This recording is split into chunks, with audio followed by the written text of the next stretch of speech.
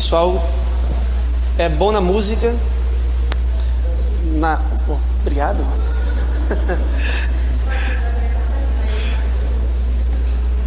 Excelente o trabalho de vocês. Os irmãos possam aí auxiliar para que vocês possam continuar levando a mensagem de Deus. Como ele falou, não é apenas boa música, é muito boa música, né? Mas não é apenas muito boa música, é uma pregação, é mensagem levada aos corações quebrantados que precisam ouvir a palavra de Deus. Também fortalece, né, os que já têm uma experiência com Deus. Os irmãos tocam muito bem, viu? Instrumentos novos ali que estão muito bem tocados. Estão muito bem tocados. Excelente o trabalho de vocês. Deus continue abençoando. Irmãos, tenham paciência comigo que eu vou tentar construir símbolo por símbolo, certo? Então, como é um estudo longo, eu preciso ir pelas deficiências da linguagem, dizer uma coisa primeiro, logo em seguida a outra, já que eu não posso dizer tudo simultaneamente.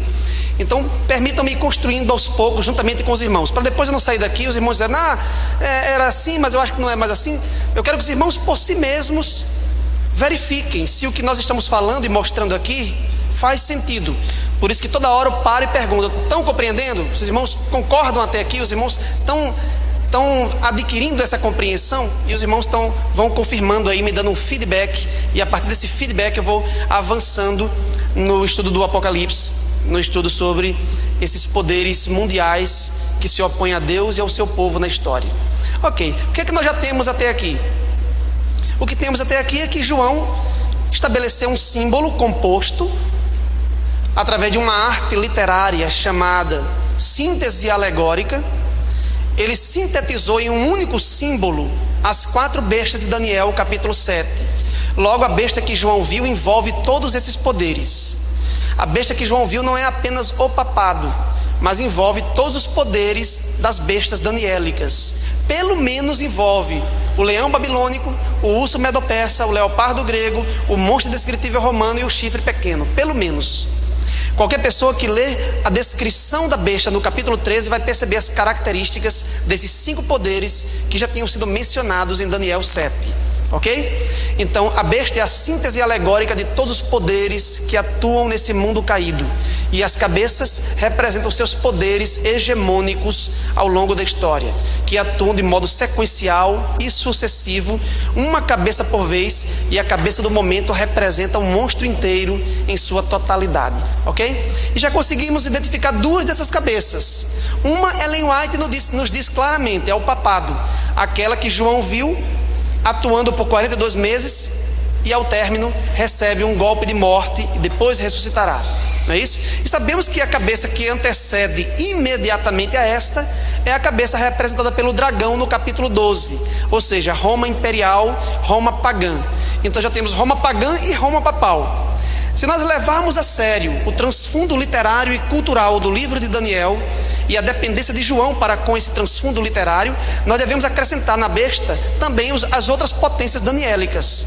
Ok? Quais seriam as potências daniélicas? Babilônia, Medo-Pérsia, Grécia. Já temos Roma pagã e agora Roma papal. Ok?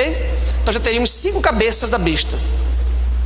A questão, irmãos, é que a interpretação tradicional começa a sequência, começa a contagem com quem? Com o Egito. Depois vem a Síria. Aí a partir daqui começa a sequência igual a Daniel: Babilônia, Medo-Pérsia, Grécia, Roma pagã e Roma papal, que são 5 cabeças que nós sabemos que de fato faz parte da besta. Temos ou não temos certeza disso? De que pelo menos 5 das cabeças, 5 das 7 representam aquelas potências daniélicas: Babilônia, Medo-Pérsia, Grécia, Roma pagã e Roma papal. Disso temos certeza, não é? Agora, qual é a certeza que nós temos para inserir Egito e a Síria entre as cabeças da besta? Em termos literários, nenhuma, porque Daniel nunca menciona Egito nem a Síria como poderes mundiais anti-Deus que operaram ao longo da história. Então, em termos de raízes no Antigo Testamento, no texto, nós não temos.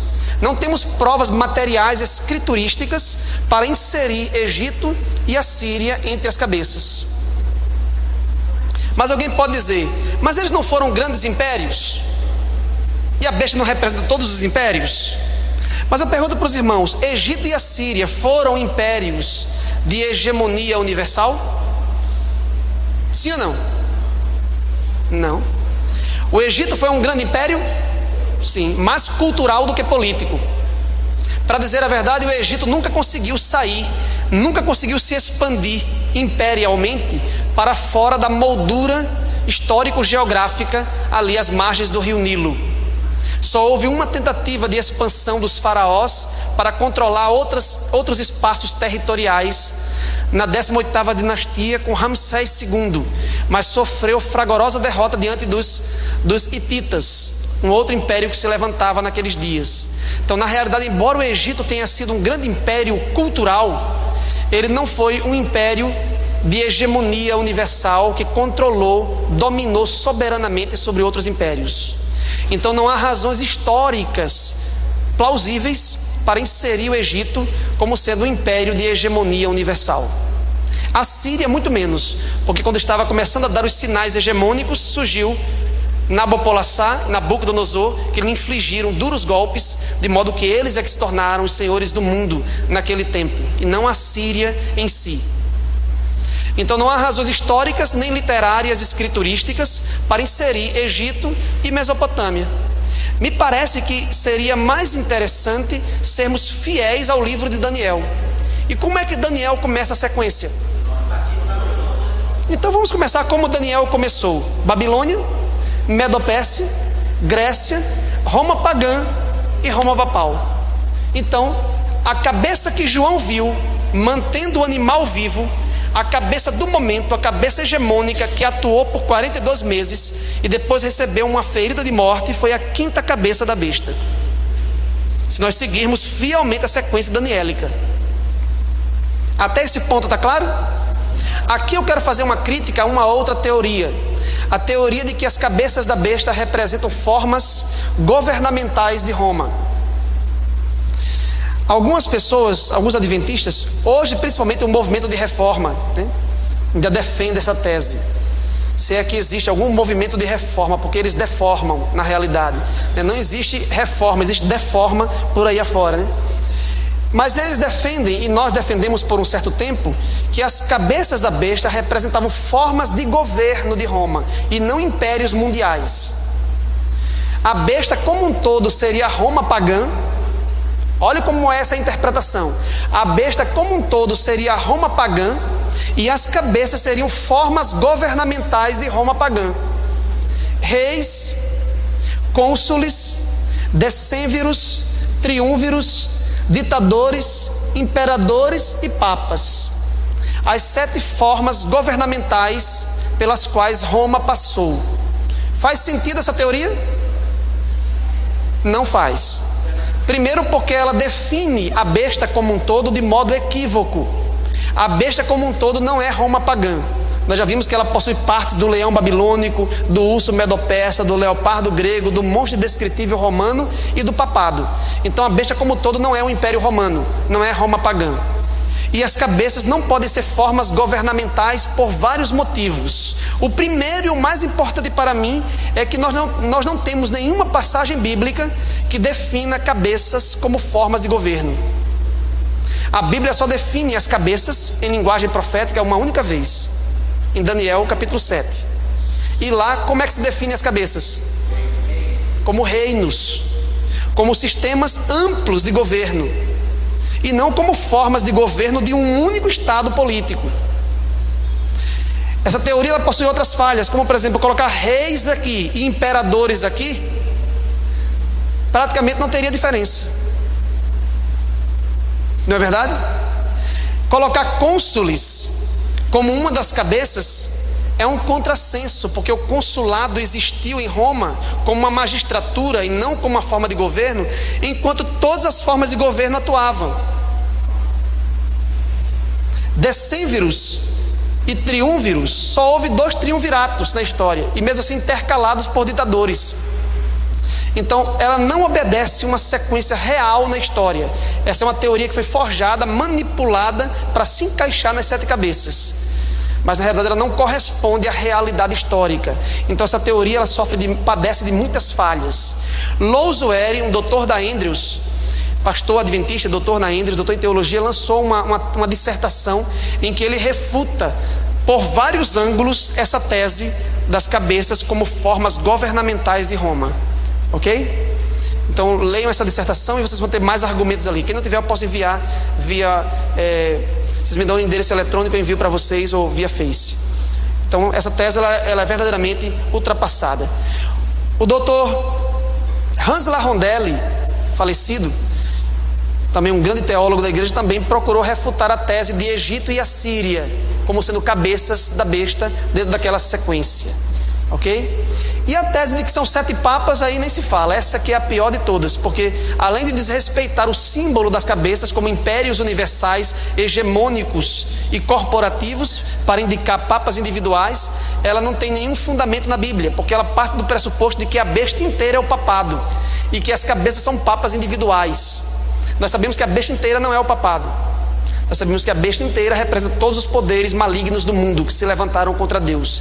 E as cabeças são impérios hegemônicos ao longo da história que atuam de modo sequencial e não simultâneo. Não foi isso que nós vimos? O pior dessa teoria é dizer que a contagem dos papas deve começar do Edito de Latrão em 1929, assinado por Benito Mussolini, no auge do fascismo italiano, até os nossos dias. Aí eles contam, quem foi que assinou o Edito de Latrão? Foi o Papa Pio XI, aí começa Pio XI, Pio XII, João 23, Paulo VI, João Paulo I e João Paulo II, que foi o sexto, e o sétimo seria o Bento XVI, que duraria pouco. Aí tem que aparecer o 8º rei para levar o mundo à perdição. Nesse caso seria ou este Papa atual ou uma manifestação de Satanás falsificando a volta de Jesus. Essa teoria, além de ter um caráter sensacionalista, né, para mostrar que Cristo vem em nossa geração, que o decreto dominical vai ser agora com esse Papa, coisa parecida, só tem a função de assustar os irmãos, só isso. E ela não se encaixa nas descrições que a Bíblia faz dos símbolos proféticos. Então me parece que é melhor seguir o esquema daniélico: Babilônia, Medopécia, Grécia, Roma pagã e Roma papal, a 5ª cabeça da besta que João viu atuando ali no capítulo 13 do livro.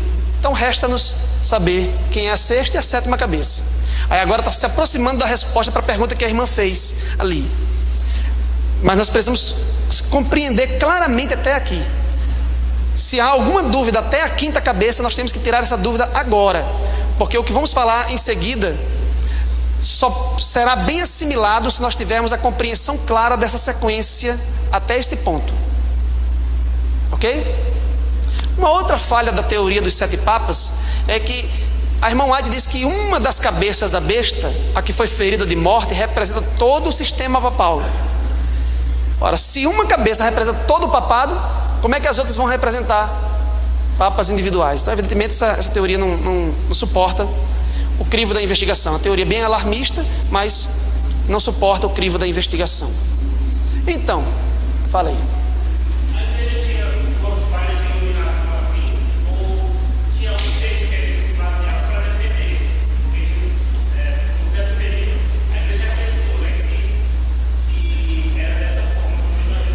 Ainda hoje acredita. Tem muitos irmãos que ainda acreditam assim, dessa forma. Sim. Muitos irmãos ainda acreditam dessa forma. Tem gente que acredita nas formas governamentais de Roma ainda, que é uma teoria que já foi ultrapassada, já foi defendido um ataque contra essa tese em uma tese de doutorado na Andrews, que é o maior centro intelectual adventista do mundo, né? Então nós não temos que nos basear no que os irmãos dizem simplesmente, que muitas vezes os irmãos estão meio que desatualizados, né? Nós temos que nos basear no que a mente pensante do movimento adventista no mundo tem falado sobre esses assuntos.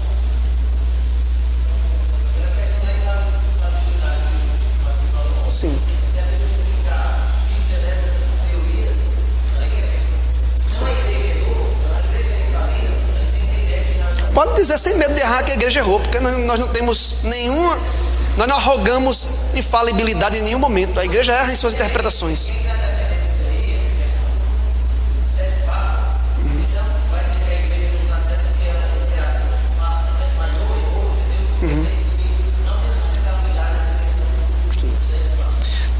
ponto que é inegociável, que são as 28 doutrinas, irmãos. Esses são 28 pontos inegociáveis, que faz parte do nosso corpo doutrinário. Vocês veem lá no Nisto Cremos. Mas versículos e interpretações de versos do livro do Apocalipse, Daniel, isso aí são pesquisas que estão sendo feitas toda hora, todo instante. Mas as 28 doutrinas são intocáveis, evidentemente. Mas nós não estamos trabalhando com doutrina aqui. Nós estamos trabalhando com um tipo de posicionamento interpretativo referente às cabeças da besta, que não faz parte das 28 doutrinas. O que caracteriza o movimento adventista no mundo são as 28 doutrinas. E as interpretações de outras passagens nós vamos sempre recebendo nova luz e avançando na compreensão.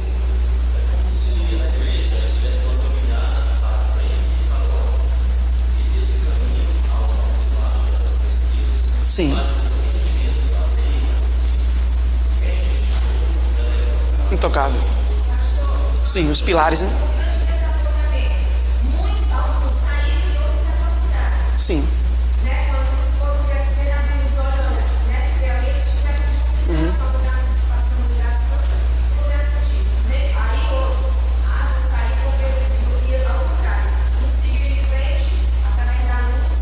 Isso, muito bem. Isso aí, um bom exemplo, né? Para mostrar como nós podemos falhar em certos pontos. Depois, quando estudamos mais, nova luz é derramada. Deus derrama luz sobre o povo quando o povo se volta para a Bíblia. Por que começa a predominar tradições entre nós? Porque o povo não se volta para a Bíblia. Quando o povo se volta para a Bíblia, começa, não era assim, começa a rever certos pontos e avançar no conhecimento da verdade. Quando vocês virem um povo bem quieto, bem tranquilo, sem se voltar para a Bíblia, é porque Deus não está ao lado do povo nesse momento. Ou melhor, o povo não está ao lado de Deus. Deus está ao lado do povo quando o povo está voltado sobre a Bíblia, caindo sobre o livro para investigar e procurar nele as palavras da vida eterna, cavando, procurando a verdade como se fosse tesouro escondido. É nesse momento que Deus começa a abençoar o povo. Quando o povo começa a achar que já sabe muito, que está relaxado, que não precisa mais estudar, aí Deus envia as heresias. Aí começa a aparecer um monte de movimento herético dentro da igreja para fragmentar a unidade da igreja e levar um bocado de gente para fora. Deus permite que isso aconteça, Satanás vai e atua por meio das heresias. Deus permite que isso aconteça, que a operação do engano venha sobre muitos. Foi o que ocorreu com o movimento antitrinitariano no Brasil, né? Pegou um bocado de gente que tinha mais de 50 anos na igreja sem saber nada de Bíblia. Apareceu um bando de pessoas que não sabiam praticamente nada de Bíblia, tanto quanto eles, mas porque estudou um pouquinho contra a Trindade, saiu, levou um bocado de gente para o movimento antitrinitariano. Sim. Sobre Ellen White, que é a próxima crise que vai vir. Eu estou profetizando não, viu, irmãos? Eu percebo que isso vai acontecer pelos nossos estudos. Será a próxima crise com relação aos escritos de Ellen White, mais na frente, sobre a veracidade de seus escritos. Já está aí um movimento antidízimo na internet, que dízimo não é coisa do Novo Testamento, era coisa do santuário no Antigo Testamento, ninguém deve dar mais dízimo. Aí está aparecendo um monte de movimento aqui e ali, está levando um bocado de gente. É Deus permitindo um peneiramento, para que o povo que está relaxado seja levado por qualquer vento de doutrina, mas o trigo precioso ficará. A palha é levada pelo vento, mas o ouro fica ali. Então se segure nas malhas da peneira, porque o que tiver de ser sacudido será. Certo, irmão? Vamos lá, vamos prosseguir nosso estudo. Pode.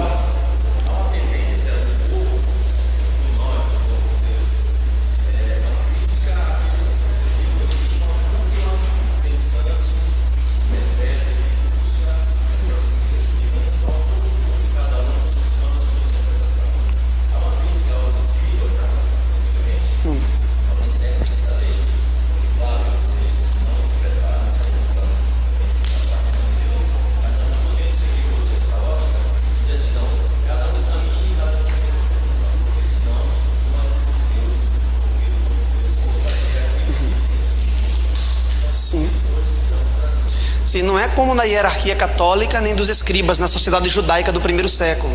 Na realidade é porque nós muitas vezes temos tantas funções. A irmã ali é nutricionista, o irmão ali é médico, o irmão ali é engenheiro, tem tantas funções que eles não têm como dedicar a vida inteira à investigação profunda do texto. Então o que é que nós como povo fazemos? Nós ajudamos, nós financiamos, né, por meio dos nossos dízimos, nós sustentamos e mantemos pessoas para dedicarem as vidas ao estudo da palavra. Não necessariamente os pastores, mas os teólogos em si, porque tem pastor que não é teólogo, né? pastor ele tem formação em teologia, mas ele escolhe se ele vai para a área mais devocional ou para a área técnica do texto. Eu optei pela área técnica, não para apacentar as ovelhas. Optei pelo estudo técnico do texto. Então a minha vida é ler manuscritos em aramaico, manuscritos em grego, manuscrito em hebraico, ler o texto de um lado, do outro, por trás, pela frente, todos os lados. E nós estamos ajudando, nós temos o prazer de colaborar para que esses estudos avancem. Então evidentemente esses homens chegarão a conclusões mais profundas do texto do que nós que estamos ocupados com outros afazeres no dia a dia. E isso é motivo de orgulho para nós, saber que nós estamos patrocinando essa causa em todo o mundo agora. Em 230 países está ocorrendo isso, espalhados pelo mundo todo, né? Vamos em frente, vamos continuar nossa compreensão do Apocalipse 13. Eu tenho medo dessas intervenções demais, irmão, e a gente não tem mais tempo, viu? Vai em frente. Muito bem, irmão. Aí agora eu gostei, viu, irmão? Agora você o irmão está na expectativa, querendo saber o que é a sexta cabeça e a sétima, né, irmão? Só tem uma hora. Em uma hora o que é que eu faço, irmão? Em uma hora eu só chego só na sexta cabeça. Então vamos prosseguir. Então eu vou explicar só a besta hoje. Outro dia eu explico quem é a mulher babilônica, explico os outros símbolos ali, os chifres, tudo bem. Vamos lá. Nós temos agora uma sequência montada com base na Bíblia e na Bíblia somente, certo? Porque as outras teorias têm base mais na história do que na Bíblia. Ah, são os papas, mas não tem base bíblica. Pode ter base na história, mas não tem base bíblica. Agora nós temos uma teoria que está baseada na Bíblia e que tem correspondência também histórica secundariamente, não é isso? Não é ler a história e com as lentes da história voltar para a Bíblia, não. É ler a Bíblia e com as lentes bíblicas entender a história. A história sem a Bíblia é um enigma, um monte de acontecimentos desconexos, sem sentido, que não caminha para lugar nenhum. Mas mediante a Bíblia você percebe o sentido da história. Olhando agora para essa sequência montada pela Bíblia, qual é a sequência? Qual é o sentido da história? Nós temos Babilônia, Medopérsia, Grécia, Roma pagã e Roma papal. Qual é o sentido da história agora? A gente vê até aqui 5 sistemas totalitários. Tem algum poder democrático, republicano aqui? Não. Só temos sistemas absolutistas de poder. Concordam? Qual é a principal característica de um sistema absolutista e totalitário? O desrespeito à liberdade de expressão, à liberdade religiosa, à liberdade de consciência. A imposição de suas normas e a punição por meio do braço civil sobre aqueles que não cumprem as normas estatais ou do sistema religioso predominante. É isso que caracteriza um sistema absolutista. E nós temos cinco sistemas absolutistas na história. O que é isso? É o homem querendo se tornar o líder sobre todos os outros homens e impor uma unidade em seu governo. A quem pertence esse atributo, essa característica de governar sobre todos? Mas os sistemas humanos, os impérios, tendem a arrogar para si prerrogativas divinas, de levantar um homem, de constituir um homem rei, imperador, soberano sobre todos os outros, para ter domínio hegemônico. E é o que as cabeças da besta arroga para si: prerrogativas, atributos que pertencem exclusivamente a Deus, que é a soberania universal. Mas todos eles procuraram soberania universal. Todos eles fundiam o elemento religioso pagão com o elemento político. Na Babilônia não havia distinção entre o sacerdote e o imperador, nem na Medopérsia, nem na Grécia, nem em Roma pagã e nem em Roma papal. Por incrível que pareça, Roma papal, que é uma versão cristã, né, da cabeça da besta, né, nós vemos ali a utilização da força do braço civil para perseguir os hereges, aqueles que discordavam de seus posicionamentos. Então temos 5 sistemas absolutistas, 5 formas de governo autoritária que se levantaram ao longo da história, procurando colocar-se no lugar de Deus. Acontece que a quinta cabeça recebe uma ferida mortal, ok? A irmã White diz que o papado é a obra-prima de Satanás. Satanás veio tentando. Começou com Babilônia, é a semente maligna do autoritarismo, do absolutismo e da união da igreja com o Estado, passou para a Medopérsia. Da Medo-Pérsia passou para a Grécia, da Grécia para o Império Romano e de Roma para o papado. E o papado recebe um golpe de morte. Vamos simular aqui: ferida mortal. Ok. Então a pergunta agora para os irmãos é: quem é a sexta cabeça? Quem é a sexta cabeça?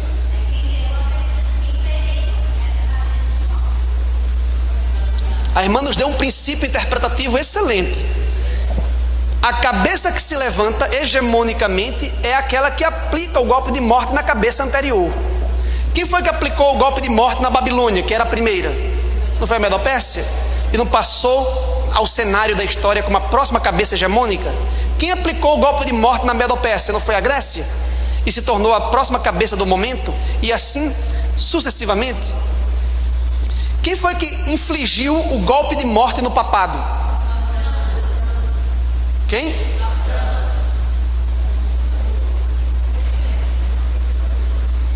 França é um dos 10 chifres da besta. Concorda comigo? Lembra que eu falei que os 10 chifres da cabeça da besta são os reinos bárbaros que fragmentaram a unidade do Império Romano no início da Idade Média e depois se tornaram as potências europeias? Um desses reinos bárbaros eram os francos, não é isso? Então, se a França é um dos chifres, ela não pode ser uma cabeça ao mesmo tempo. Concordam? Mas nós não estamos falando de França simplesmente. Quem aplicou o golpe de morte no papado não foi a França, o reino franco na Idade Média, que estava aliada ao papado durante toda a Idade Média. Foi um novo sistema de governo que surgiu, que brotou na França, como suporte territorial à França. Mas o sistema que surgiu ali, que infligiu o golpe de morte ao papado, era um sistema diferente de todos os outros que tinha se levantado na história. Que sistema é este? França revolucionária.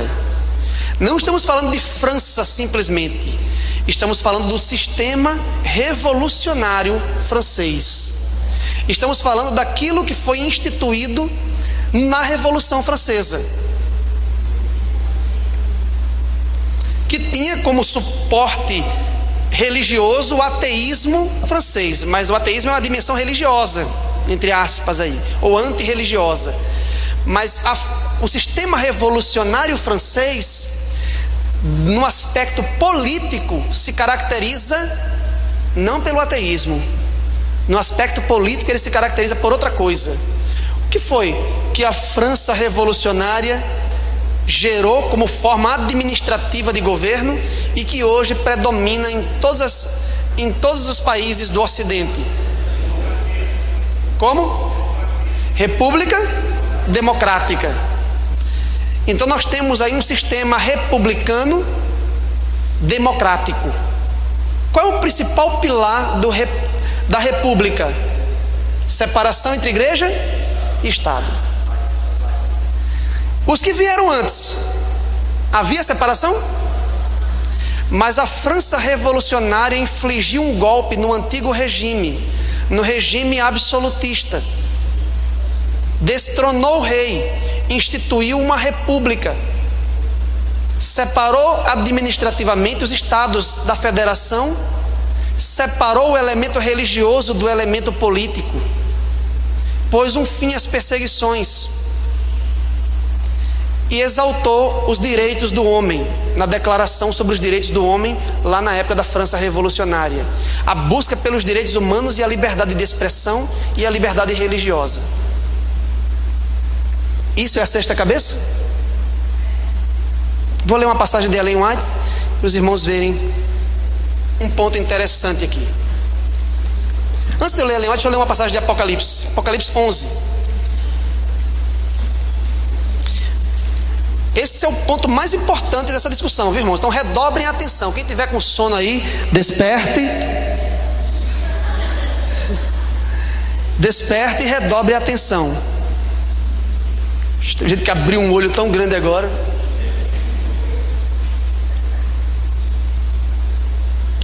Capítulo 11. Eu não tenho tempo para comentar com vocês verso por verso o capítulo 11. Voltarei outra vez. para falar sobre isso. Mas no capítulo 11 tem duas expressões que nos interessam aqui, e que é muito interessante, muito importante. Verso 3: darei as minhas duas testemunhas, que tradicionalmente se interpreta como o Antigo e o Novo Testamento. Não vou trabalhar essa interpretação tradicional agora, né? Mas vamos partir desse pressuposto, né? Darei as minhas duas testemunhas, Antigo e Novo Testamento, que profetizem por 1260 dias, vestidas de pano de saco. Por quanto tempo as duas testemunhas de Deus deveriam profetizar? Quem atuava hegemonicamente durante os 1260 dias? A quinta cabeça, a cabeça papal. O que o texto está nos dizendo é que enquanto o papado estivesse atuando hegemonicamente, Deus iria fazer com que suas duas testemunhas ainda conseguissem profetizar. Mas como? Vestidas de pano de saco e cinza, em luto, em tristeza, porque o papado proibiu a leitura das Sagradas Escrituras pelo homem comum. O papado não aboliu a Bíblia. Sob profissão de reverência para com a Bíblia, retirou das mãos do povo, porque o povo inculto iria interpretar erroneamente a Bíblia. A alegação deles era essa: tirou a Bíblia da mão do povo. Mas a Bíblia ainda profetizava. Existiam pessoas que falavam, que pregavam, mesmo em meio às perseguições papais durante a Idade Média. Entendam que as coisas estão ocorrendo dentro da mesma sequência. Enquanto o papado atua como cabeça hegemônica por 1260 dias ou anos reais, as duas testemunhas estariam pregando, ok? Está claro esse ponto? Eu quero que os irmãos redobrem a atenção, porque vai falar de tempo. Quando envolve cronologia, às vezes a gente se perde um pouco. O papado atua 42 meses e as testemunhas estão atuando por 42 meses, 1260 anos, ok? Agora veja o que diz o verso 7. Quando tiverem então concluído o testemunho, está falando de quem? Das duas testemunhas. Quando tiverem então concluído o seu testemunho, quando é que elas concluem o seu testemunho? Ao término dos 1260 dias. Ora, se elas iriam profetizar por 1260 dias, quando é que elas terminam o seu testemunho? Quando terminar esse período. E quando termina esse período, o que acontece com o papado? Não recebe a ferida de morte? João no capítulo 13 não diz que ele atua por 42 meses, depois recebe uma ferida de morte e é lançado no abismo? Não é isso que está escrito lá?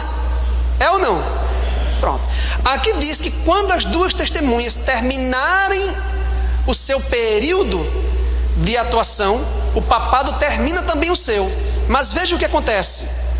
Verso 7 novamente: quando tiverem então concluído o testemunho que devem dar, a besta que está surgindo do abismo pelejará contra elas e as vencerá e matará. Algumas versões diz a besta que sobe do abismo, mas no grego não existe um presente estático.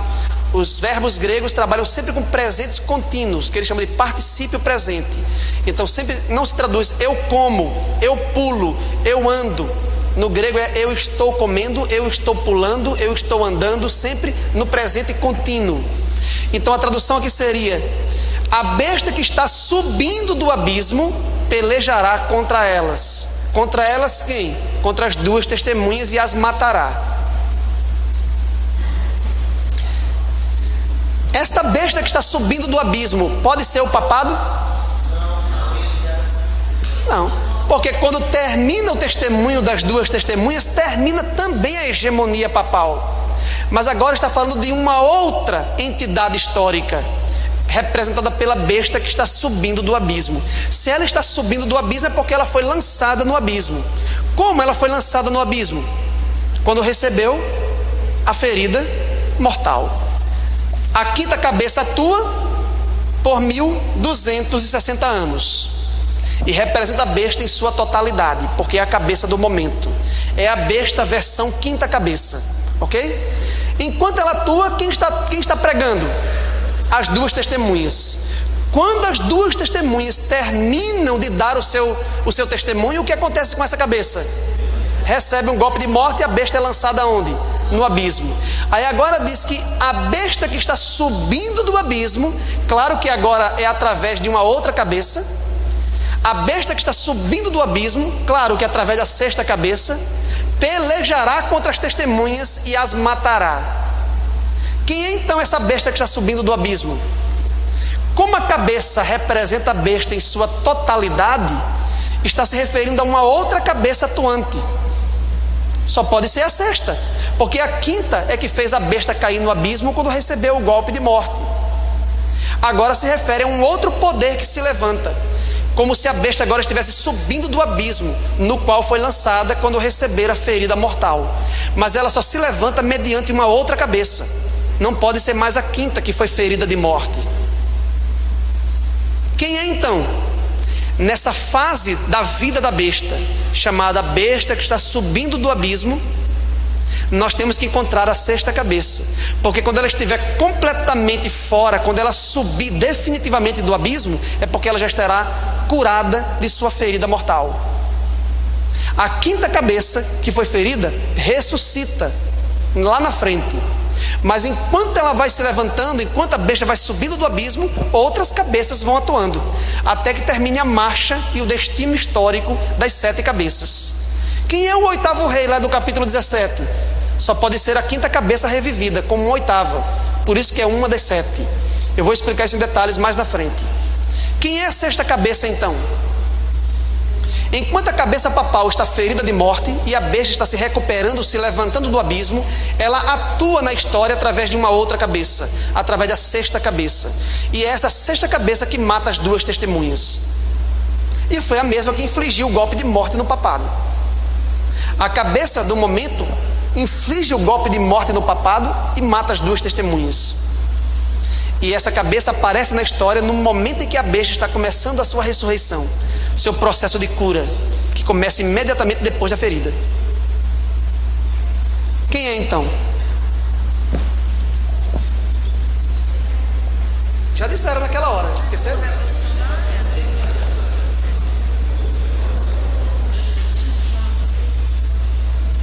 Texto importantíssimo do Grande Conflito, para vocês fazerem um link cronológico, a passagem, a transição entre a quinta e a sexta cabeça. Veja o que Ellen White diz aqui. Página 268, Grande Conflito, capítulo intitulado A Escritura Sagrada e a Revolução Francesa. Já deu uma dica, né? Acho que eu não vou nem ler mais, que já disse, mas eu vou ler assim mesmo. Página 268.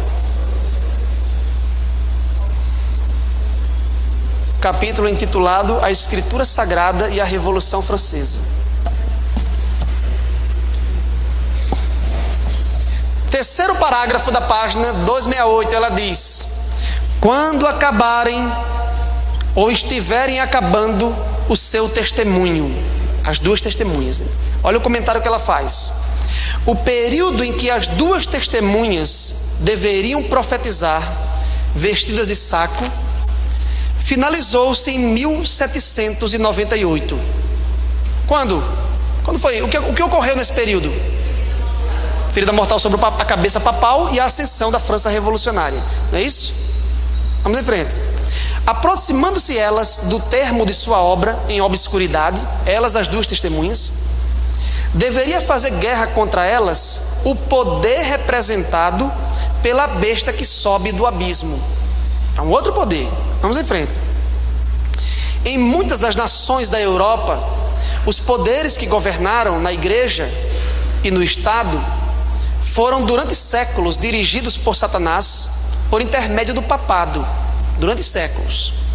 Aqui, porém, se faz referência a uma nova manifestação do poder satânico. A besta que está subindo do abismo não é o papado, é uma nova manifestação do poder satânico. Quem é? Ela continua.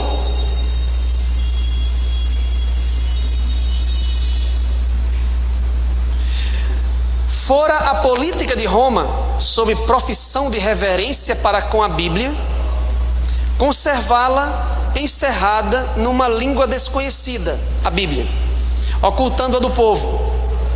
Sob seu domínio, Roma papal, as testemunhas profetizaram, vestidas de saco, mas um outro poder, olha o que ela está dizendo, mas um outro poder, a besta do abismo, deveria surgir para fazer guerra aberta e declarada contra a palavra de Deus. Quem é esse poder? Ela está dizendo que o papado, embora tenha perseguido o povo e tenha tirado a Bíblia da mão do povo, o papado não foi contra a Bíblia. Ele tirou a Bíblia da mão do povo, mas ele não destruiu a Bíblia. Mas esse outro poder que se levantaria, se levantou para destruir a Bíblia, para matar as duas testemunhas. Quem é esse poder? Aí ela fala um bocado de coisa aqui.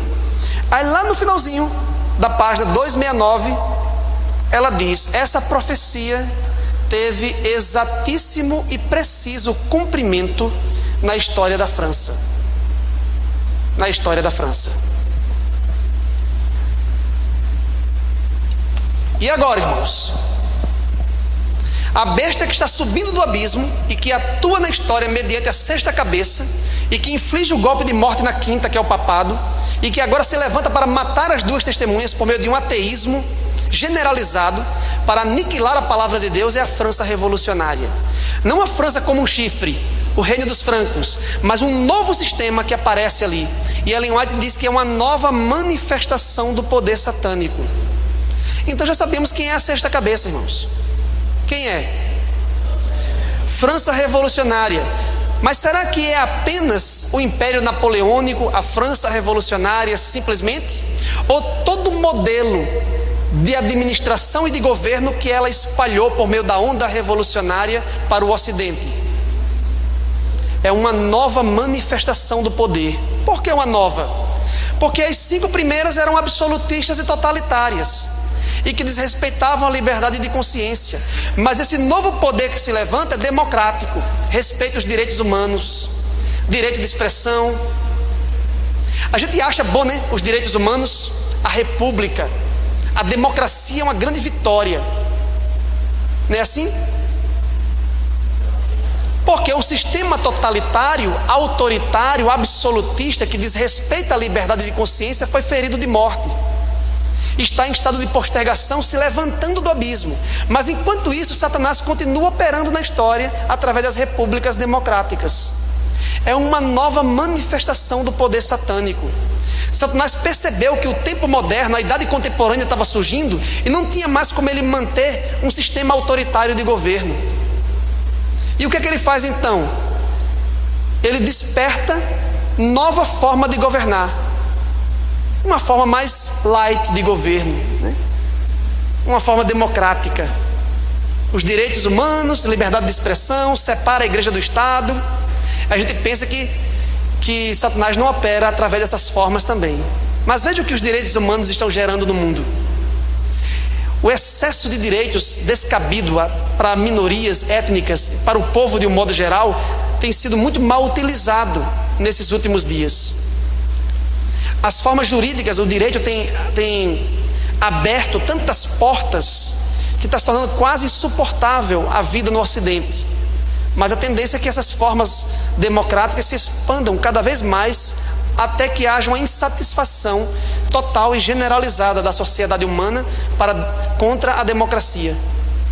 E a democracia ruirá e cairá no final. E sistemas autoritários de governo voltarão a governar a história. E vocês irão ver que a história se repetirá. Deveria ser abominável para mim dizer isso. Como historiador profissional, não deveria fazer uma afirmação como essa, de que sistemas autoritários voltariam, que a democracia vai cair. Mas eu não sou apenas um historiador profissional, eu sou um teólogo. E a Bíblia diz que hoje a besta está em estado de postergação. A natureza violenta, brutal e agressiva da besta, que desrespeita a liberdade, a sua natureza autoritária, não está funcionando agora. Mas a profecia diz que haverá uma recuperação da ferida. E aquela quinta cabeça totalitária, absolutista, que governou na Idade Média, retornará com todo o poder autoritário que tinha. Mas até que ela chegue, passarão ainda quantas cabeças? A sexta e a sétima.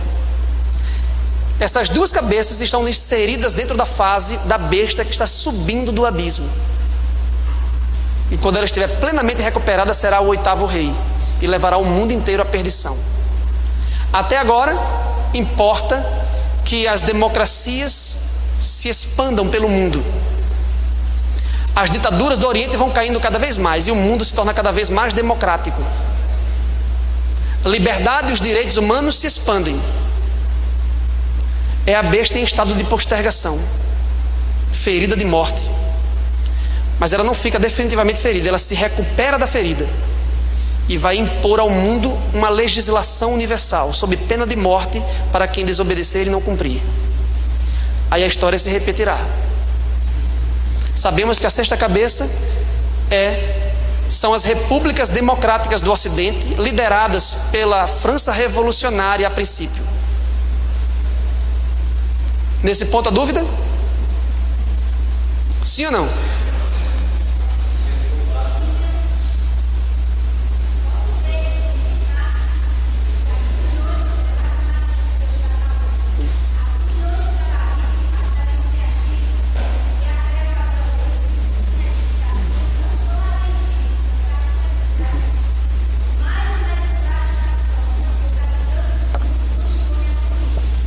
Sim.